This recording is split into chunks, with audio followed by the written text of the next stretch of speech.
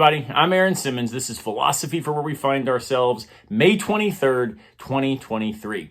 Before we dive in, make sure you get subscribed here to the YouTube channel if you have not already. Drop a comment, click that like button. Please give me feedback on the things that you would like to talk about, you would like to reflect on, and it allows me then to tailor my videos to what it is that is really keeping you up at night, those questions that are just sort of stuck in your head. Please let me know what you want to think through together, and I'll do my best to make that happen.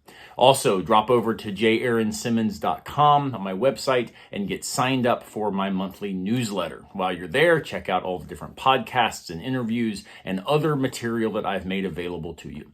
So for the next 2 weeks, we're going to think about artificial intelligence.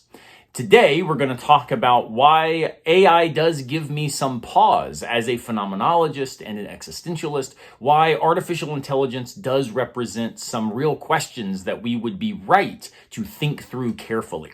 Next week, however, I'm going to talk about why I'm not really worried about AI, why the issues that really do keep me up at night are not AI specific, but connected to other broader things that AI simply reveals. So let's go ahead and get started with why AI gives me pause as a phenomenologist and an existentialist. In the phenomenological tradition, there are three thinkers who really have reflected on the rise of technological advancement and the challenges that it poses to human existence and human culture. First, Edmund Husserl, the father of phenomenology, and he thinks in his book, The Crisis of the European Sciences, about the way in which technology and the rise of scientism, which is the view that science is ultimately what will answer all the great questions in life, and therefore philosophy, when it's done well, is really just a type of science. His concern is that this actually forgets what he terms the life world, the Lebenswelt. This life world is a cultural context in which things emerge as meaningful. The worry that Husserl has is that the further we get into a technological age, the less attention we pay to the cultural framework by which meaning making is the task of human existence. Now, that might sound kind of strange, but the idea is simply this. What does it mean to talk about a scientific approach to things like human relationships? There's a worry that despite the important resources that might be found there, the worry is that we sometimes can eliminate the intrinsically human, the intrinsically personal, the intrinsically relational aspects by which we find ourselves enmeshed in history, projected forward into future possibilities, navigating our very existence with questions about who we are and where we're going and why it matters. We do that, though, not in isolation, not just in some library carrel somewhere thinking by ourselves. We do this precisely by being located in a context of human decision, human agency, and that reality gives rise to the cultural framework in which we find ourselves. Our very identity is framed by that cultural life world. Now, when I say human here, it's important, though, to qualify this.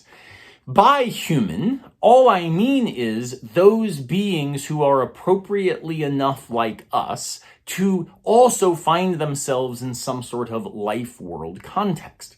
So for us, all we know of is human, but this doesn't exclude non-human beings from potentially participating in the same type of meaning making as an existential task. The question then would become for AI, can AI do that work? Is it also somehow situated in a life world? And that's a good question. I do not have an answer to that, and I will leave it to experts in computer technology to try to address what that would even mean. But I think it's important for us to, as we think through the emergence of new technologies, become a little bit concerned that increasingly we are devaluing the centrality of this life world as the context of meaning. We act as if meaning is made somewhere else in a lab, say, or, with chips being put together, instead of understanding that this is something that is a lived praxis that emerges via experience of beings like us. We can move from here quickly to Martin Heidegger, who builds on this Husserlian concern about the diminishment of the life world when Heidegger writes an essay called The Question Concerning Technology. In this essay, Heidegger basically expands out the existential consequences when this life world or this context of relational meaning making gets replaced by an algorithmic process that does not take seriously the lived experience of the relational beings. Now, what Heidegger suggests is actually a really cool idea. He claims that what occurs is that humanity becomes no longer nested in humanism, in this celebration and appreciation of who we are, but instead it gets revised as merely a standing reserve of energy. In other words, humans become living batteries. That we are here to, fix the computers, fix the machines, continue making them work. But we're not actually recognizing that they, as tools, are meant to facilitate an ever greater awareness and investment in our very humanity. So instead of using tools and technology to foster an ever greater appreciation of the life world, we begin to minimize our living in order to facilitate and foster a world no longer defined by the dignity of that lived experience itself. Well, these worries get even further developed by Michel Henry, who in his book Barbarism describes the way in which the increasingly scientific investments of our culture, we might say the STEM priorities, science, technology, engineering, and math, the priorities of these issues, which are not bad of themselves as human activities, as ventures that provide real possibilities of inquiry and truth-seeking, but instead they become replacements for what it looks like to care about truth in the first place. In other words, STEM replaces the humanities as the central value theory by which we do inquiry. For Henry, the worry about scientism is a worry about the eradication of what he calls subjectivity, or the felt experience of human existence. Again, by human here, there's nothing unique about humans as a biological category, but instead, it's that we are the only beings of whom we know right now that are able to relate to themselves in terms of what he calls the affective dimension of life. In other words, we feel and we reflect on those feelings before we turn that into some sort of universal account of what's going on. Our lived engagement in the world, in that life world, reflecting on why we are not simply batteries, that this is in fact something that grounds our experience and gives rise to what Henry calls culture. So he describes art, ethics, and religion as three spaces, three modes in which this particular cultural outcome of the lived experience of human life plays forth. Now, the worry for all three of these thinkers, Husserl, Heidegger, and Henry, is that with the increased reliance on technology, we become increasingly detached from those aspects of our existence that make us, in fact, most existentially distinctive and compelling. Again, the goal is not to differentiate us from lizards or dogs or even from computers. It's to try to focus on what it is that grounds the notion of value that gives rise to the cultural productions that then make our lives worthwhile. Is that something that computers are able to do? Is that something that lizards participate in? It may be. These are questions that environmental ethicists have been thinking through a lot relative to non-human living beings. But now we've begun to enter a space where we've got to think about this also relative to machine identity. So why does this give me pause as we enter this new space where these questions get moved into a new domain?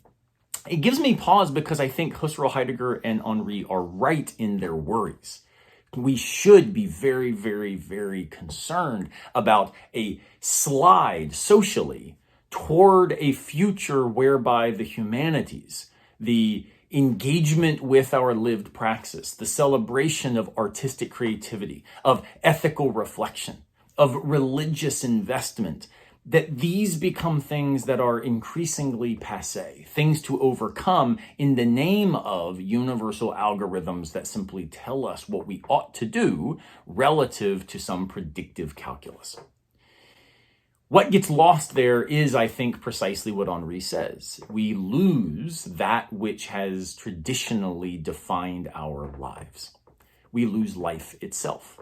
Life as this animated, affective pathos, this investment in our being meaningful, and our decisions, our will, our freedom, all becoming parts of how that plays out. All of this would have to get rethought, but it could go one of two ways, right? It could go the direction of we celebrate this humanistic framework, we foreground the life world, and we now recognize that being more inclusive in how we understand that to function, to include non-human life, maybe this is a good way forward. Or it could be the case that the further down this rabbit hole we go, the less connected we are to each other, the less invested we are in the subjective questions that have traditionally fostered love and friendship and have made possible real grief in ways that are in tension with real joy. That does worry me. And it worries me ever more because the rise of AI is coupled with the near unabated march of capitalistic drive for profit. So as soon as you add profit incentive to that erasure of the humanistic task, it seems hard to see how we get off of the route that we are currently on, leading toward a space where our very humanity becomes something that now is an obstacle to profit, not the point of why we engage in economic relationships in the first place. So, does AI worry me? It absolutely does. But not because it might bring about nuclear war, not because it's likely to cause a loss of jobs in different sorts of sectors. These are concerns and they are very much felt by individuals, but it's the fact that they are felt. It's that I'm emphasizing. The feltness of our existence, of our world, is the thing that we need not to lose. We need not to avoid as centered in our social policy, our relationships, and the world that we continue to live toward. My worry is that with technology, like Husserl, Heidegger, and Henry all predicted, we increasingly become batteries simply to fix the machines, rather than becoming living beings, inviting an ever-expansive conception of who participates in that moral, artistic, religious, cultural life world. So, I hope that makes some sense. Again, I'm approaching this from a different perspective, phenomenological, existential, not from just the, here are the big social problems that this presents. This is a deeper level at which these concerns do concern me. Think with me about this for this week, as next week we'll return, and I'm going to try to give us maybe a little bit of hope in light of these worries about the rise of technology. Next week we'll look at reasons maybe we shouldn't be too distraught. Despair does not have to take over. All right, thanks again for thinking with me. As always, I'll see you next time, unless a piano falls on our heads.